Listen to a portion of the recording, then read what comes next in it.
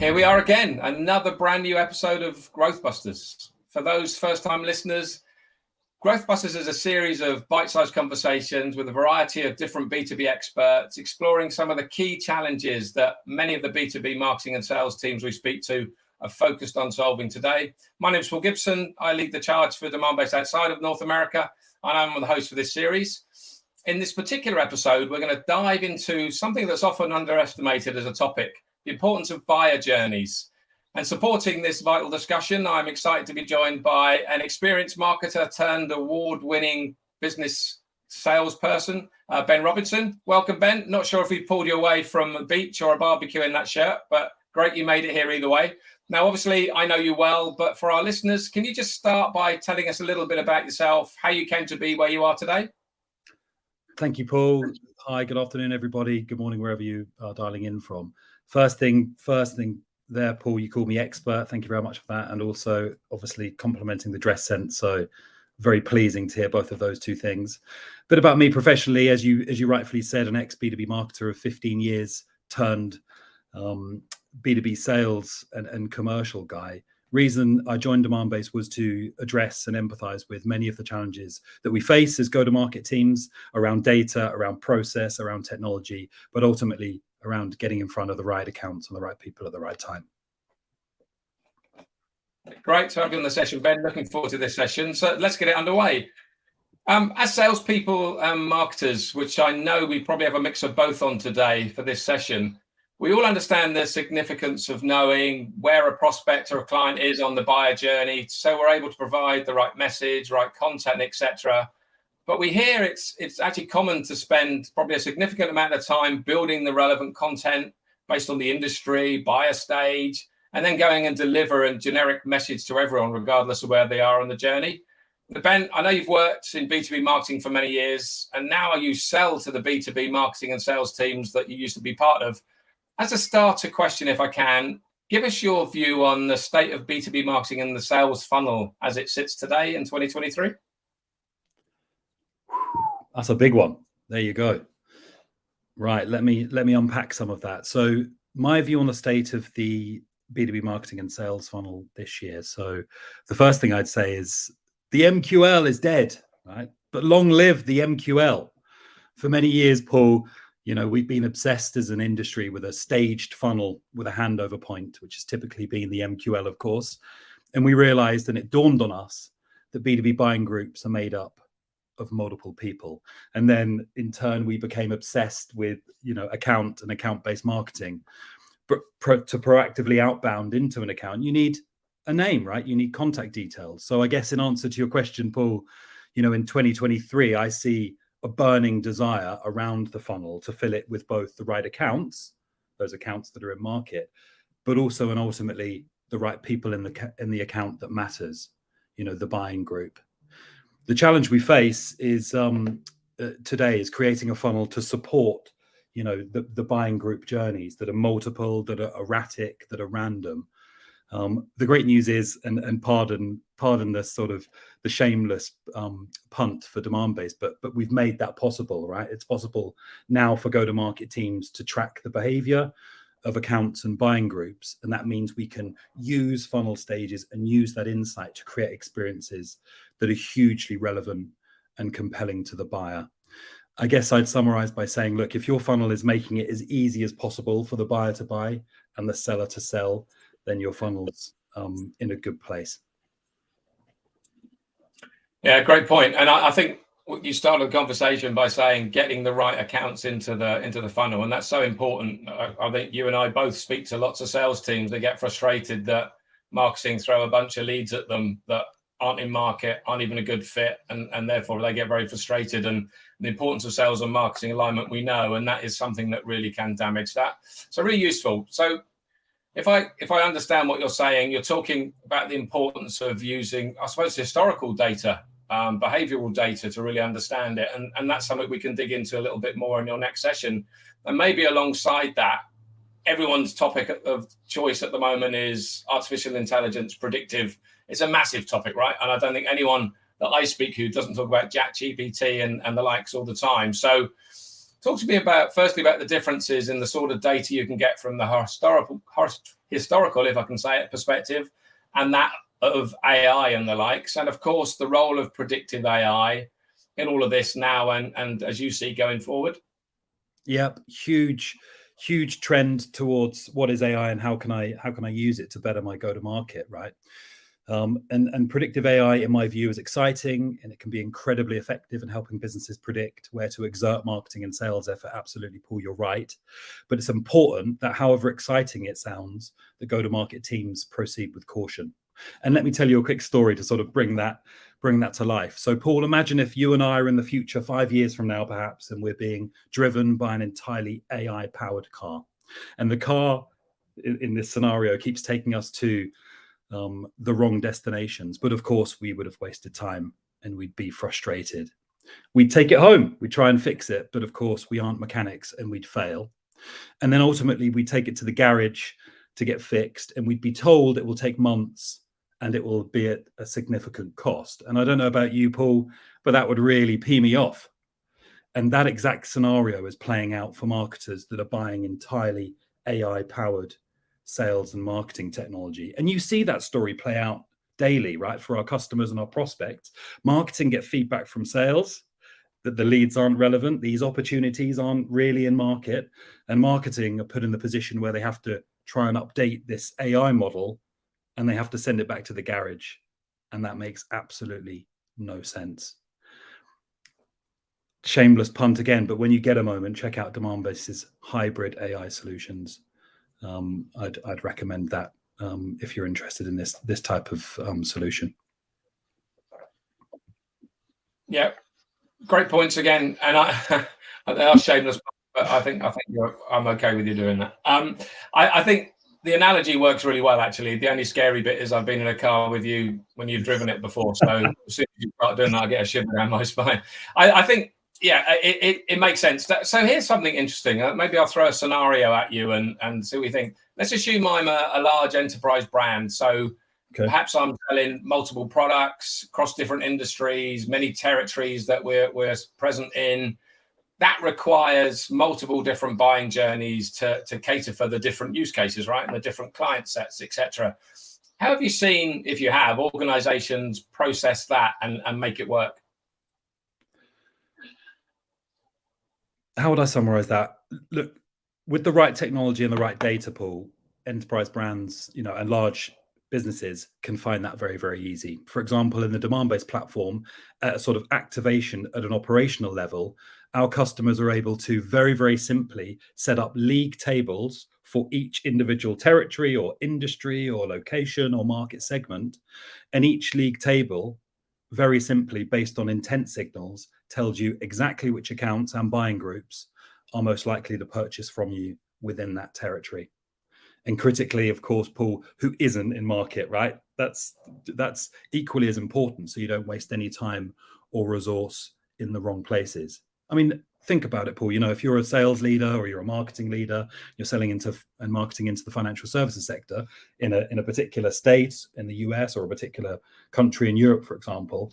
Here's a specific list of accounts. This is my focus and why. So it's immediately actionable. And I think that's where large businesses often struggle. There's a bucket load of data, we're drowning in this stuff, but what can I action today and how can I make a difference? And how can that be served up really, really simply? And to be fair, Paul, you asked that question around enterprise brands, that type of approach, that league table propensity to buy type data that's easily served to particular people is being adopted too by mid-market and scale-up businesses too. So I think that approach is relevant to all the market. Yeah, it makes perfect sense. And I think, as we started the conversation, mapping all of that to where they are in the buyer journey is obviously a really important stage. And we speak to lots of companies who spend a lot of time really understanding what the buyer stages mean to them, training their sales teams on it, and then you just got to follow it, right? There's no point building all that out and understanding, this is at this stage here, therefore I have this particular requirement or this particular message, and then not following through. So you mentioned mid-sized businesses. So flipping the scenario I just did around enterprise on its head, I am a much smaller organization. I haven't got anywhere near the complexity. So what would I do and how would it potentially look different? Yeah, my favorite type of businesses, right? They're lean. They've got lean and mean marketing and sales teams. They've got smaller budgets. They need to, they need to be agile in the market. And I've seen in smaller businesses with leaner teams and tighter budgets, there's a real focus on building actionable stages in the sales and marketing funnel. If you think of the old style of, awareness, consideration, decision type funnels, a huge amount of accounts in one stage just isn't going to work if I'm a small, lean machine. Understanding, specific behaviors across the buyer journey has made that possible, right? To build really actionable stages. I've been doing some work with a scale-up SaaS business, for example, and they've shifted to a higher volume of more actionable stages. For example, demo ready or quote ready or churn risk. And you can hear in the language already, I'm using intent data to tell me who's on the, I'm ready for a demo page on the website, but perhaps hasn't filled out a form, or on the pricing page on my website and hasn't, applied for pricing, or is across the B2B web looking at my competitors, and each one of those three sort of groups are therefore, and then in a really actionable funnel stage that can be activated almost immediately with a really clear call to action. So I think in that scale up or SMB or mid-market space where it's lean and tighter teams, there's a real desire for more actionable funnel stages and using the intent more directly. So there it is again, Paul, if you make it easy to sell, it becomes easy to buy. And I think that's where those mid-market and small businesses are craving. Yeah, absolutely. And we spend a lot of time with scale ups and smaller businesses that have, everyone does today in the economic climate we're in, but for those organizations, every penny counts, right? And being able to focus just on the right companies in the right places and message them is so important. We hear some horror stories of, I've got a round of funding and then they spend it all on Google ads, going here, there, and everywhere, trying to raise their brand. Well, that's fine. But if most of the companies you're raising your brand with are companies you can't ever sell to, it doesn't make sense. And equally, if you do identify those companies, you need to know where they are in the buyer journey. So is this the right time to get sales involved? Or is this actually, they don't know who we are. They've never engaged with us, never come to our website. Throwing a salesman at them now is far too early. We need to raise brand awareness and trust. And so that's a really important thing. So you're highlighting, in my mind anyway, the importance of understanding these buyer journeys, regardless of the size then, or the type of the B2B business. I'll throw a two-part question at you, if I may. Firstly, how would a business understand how their own funnel is performing? Because, it's really critical. If there's a bottleneck, you're not able to get anyone from awareness to engage, etc. And then secondly, and this is a term we're all hearing, I think, a lot more these days, is leaky funnel. And to anyone who's not heard it before, is basically when qualified leads drop off and they never quite make it to the sales team, which obviously is bad news. So in your mind, how do you think a business can really understand and make sense, if you like, of their funnel? And also, how do they identify where there are these leaks? Yeah, good question. The leaky funnel. Yeah, I hear that a lot. The first thing I'll be asking, Paul, I guess, is how are you tracking versus your competitors, right? How much market share did you win last year? How much did you grow? That's at the very, top down. The really important questions of, why the funnel exists, right? Which is to drive revenue and save cost, right? How much did we grow? How much market share did we win? How are we tracking versus our competitors? How are we benchmarking? The second thing I'd be asking, and it's been a bit of a theme through some of my responses, right? Are we making it as easy as possible for the buyer to buy and the seller to sell? That's the ultimate goal of the funnel. If you're not hearing, if the answers to those questions aren't what you wanted to hear, then it's time to look at a funnel that isn't performing. And I guess after that, I'd be thinking about two or perhaps three sort of key factors in why a funnel succeeds or doesn't. The first place I'd be looking is the culture of the organization. And I've spent a lot of time in my career trying to build relationships and build respect between marketing and sales teams. I know the age-old marketing and sales alignment is still a massive priority for organizations, and still an area of failure in my view. If you build a culture of, communicative and respectful and engagement and negotiation and alignment, then of course, the state, and a joined up approach, of course,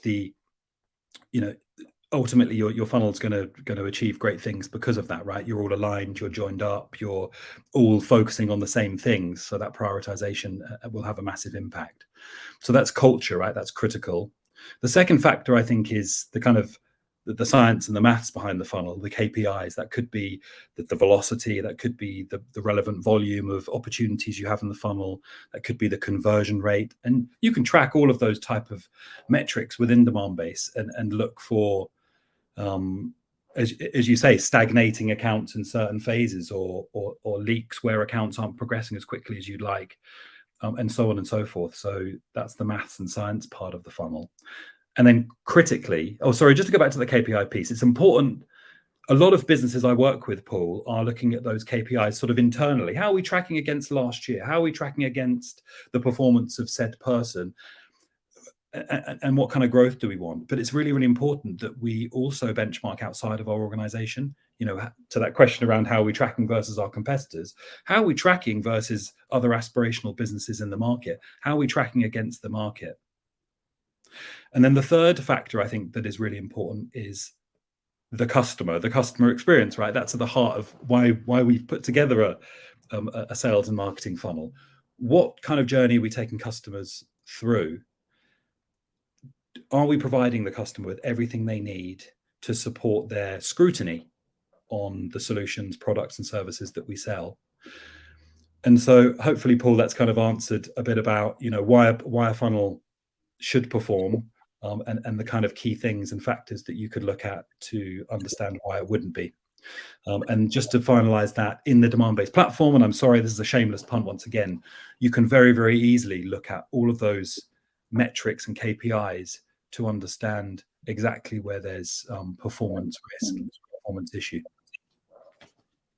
Yeah, thanks, Ben. Yeah, very, very interesting stuff. I think because we started a little bit late, so we're short on time. So I know this is an area you could talk about for hours. So anyone who is interested in finding out more, just put something in the chat afterwards, and we're more than happy to reach out and discuss it in more detail. But if I was to put you on the spot, Ben, what would you say in a quick response really are the three things you would most recommend that the listeners today should think about from what we've been discussing today? You've most probably heard, I've kind of concluded each question talking about simplification and making it easy. And it's one of the hardest things to do, right? It's easy to make something complicated, but quite difficult to make it easy. So with that in mind, look, the first thing is make it easy for yourself to sell, market and sell. I mean, why guess? Why make a guesstimate on where your next deal will come from? Why guess which segment of the market is showing signs of buying? Use technology and data to inform your decisions, and which is underpinned by the stage in the funnel that particular account and buying group is. You asked for three things, Paul, so I'm going to carry on with that theme. The second one is that the first was making it easy for yourself to sell and market, but also make it easy for your customer, right? Why waste time, money, and resource on prospects who aren't in market or who don't care? Put all your effort and marketing money into engaging with the accounts and people that are in market, right? And use technology and funnel stages to make that as easy as possible for you. Respond to the behaviors. And then finally, I guess, it's quite obvious, but make it easy for your stakeholders, right? The stakeholders in your business, your internal customers. Use technology to see what an amazing job you're doing, right? Gain respect and accolade internally because you're responding to buying intent and you're delivering fabulous experience.